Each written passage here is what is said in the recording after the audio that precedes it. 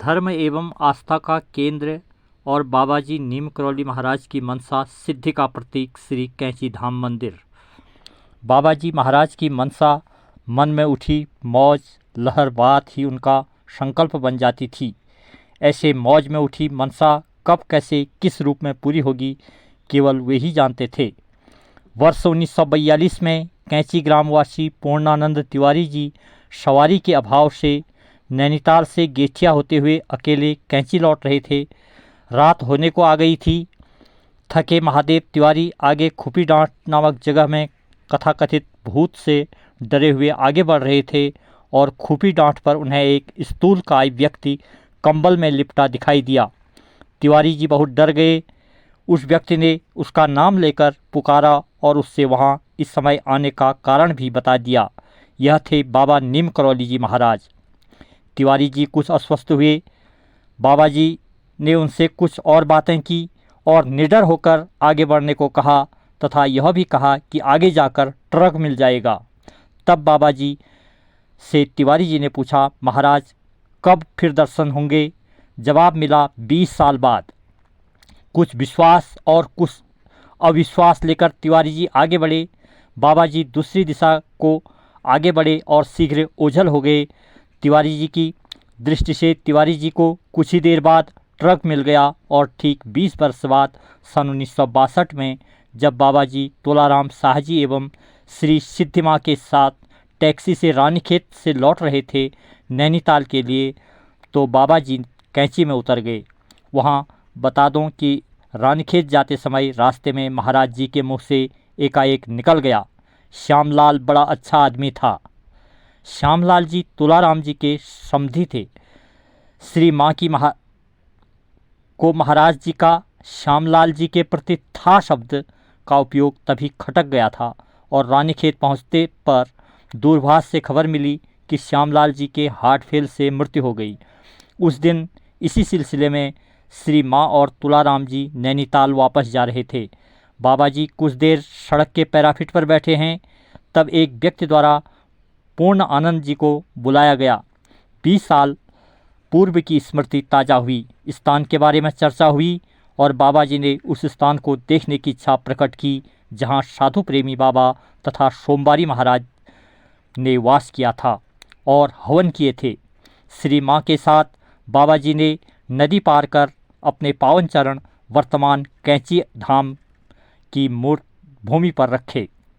तारीख 25 मई सन 1962।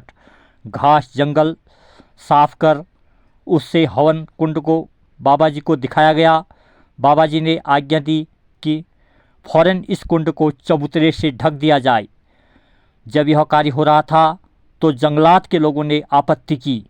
बाबा जी ने शीघ्र तत्कालीन चीफ कंजर्वेटर से दूरभाष द्वारा संपर्क किया और लीज में कैंची की यह भूमि जो आज मंदिरों और आश्रम से आच्छादित है अधिग्रहित कर ली और इस प्रकार 20 वर्ष पूर्व की मनसा शक्ति ने श्री कैंची धाम की स्थापना का श्री गणेश कर दिया, जिसका वर्तमान रूप आज दृष्टिगोचर हो रहा है।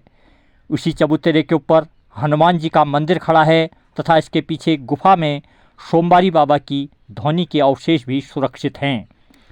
अब बाबा जी जब भी उत्तराखंड को आते तो अधिकतर गेठिया, भूमियाधार और कैंची में ही रहते थे। भक्तों, भंडारों, कीर्तन भजनों की धूम मच गई। 15 जून को हनुमान जी की कथा, अन्य मंदिर की प्रतिष्ठित मूर्तियों की प्राण प्रतिष्ठा धूमधाम से संपन्न हुई और 15 जून का दिन सदा के लिए कैंची धाम में मालपुआ के भंडारे के लिए नियत हो गया। आज इस 15 जून के भंडारे में हजारों भक्तगण थक थक कर प्रसाद पाते हैं तथा बाँध कर घर भी ले जाते हैं। सभी खाद्य सामग्री शुद्ध घी में बनती है। इन सब का प्रबंध कैसे होता है? इस समय महाराज जी ने कहा था कि एक ऐसा समय आएगा कि मंदिर में आने का रास्ता अलग और जाने का रास्ता अलग होगा, क्योंकि भीड़ इतनी बढ़ जाएगी कि ऐसा ही करना पड़ेगा। अब 15 जून के भंडारे के दिन मंदिर में भंडारी तक जाने के लिए 2 दरवाजे बनाने पड़े और सन 1988 से 15 जून के लिए मंदिर के बाहर जाने के लिए दूसरा पुल बनाया गया। 1991 में 15 जून के भंडारे में पुलिस बनाई गई, जिसमें तकरीबन 30 पुलिस वाले ट्रैफिक को कंट्रोल करने के लिए आए थे। वह कहते थे कि जब हम ट्रैफिक को कंट्रोल करने में दिक्कत हो रही है तो मंदिर में इतने भक्तों को भंडारा कैसे खिलाया जा रहा होगा। परंतु महाराज जी का खेल, इतनी भीड़ आकर बिल्कुल शांति से भंडारा पाकर दर्शन करके ऐसे ही वापस जा रही थी। कहते हैं कि उस समय ऐसा लग रहा था जैसे महाराज जी स्वयं ही आकर सभी कुछ कर रहे हों। यह महाराज जी की अपनी शाश्वत शक्ति का प्रतीक है। इस प्रकार 15 जून 1973 को श्री विंध्यवासिनी देवी और 15 जून 1974 को श्री वैष्णव देवी जी के मंदिर की स्थापना श्री कैंची धाम में हुई। श्री विंध्यवासिनी देवी मंदिर की स्थापना का पूरा प्रबंध अपने निर्माण से पूर्व महाराज जी स्वयं कर गए थे। प्रतिष्ठा समारोह की सबसे अद्भुत घटना प्रत्यक्षदर्शियों के अनुसार यह थी कि बाबा जी महाराज ने स्वयं एक छोटी बाल्टी भर दूध हनुमान जी को अपने हाथों से पिला दिया। वहाँ उपस्थित लोगों ने यह देखा कि बाल्टी का दूध थोड़ी देर में खत्म हो गया और केवल एक पतीली दूध की धार फर्श पर गिरी थी और उस पर उस दूध हनुमान जी के होंठों में लगा था। आश्रम में तथा मंदिर के प्रति भक्तों के अंतर में भक्ति निष्ठा, श्रद्धा, त्याग आदि स्पंदित होते रहे।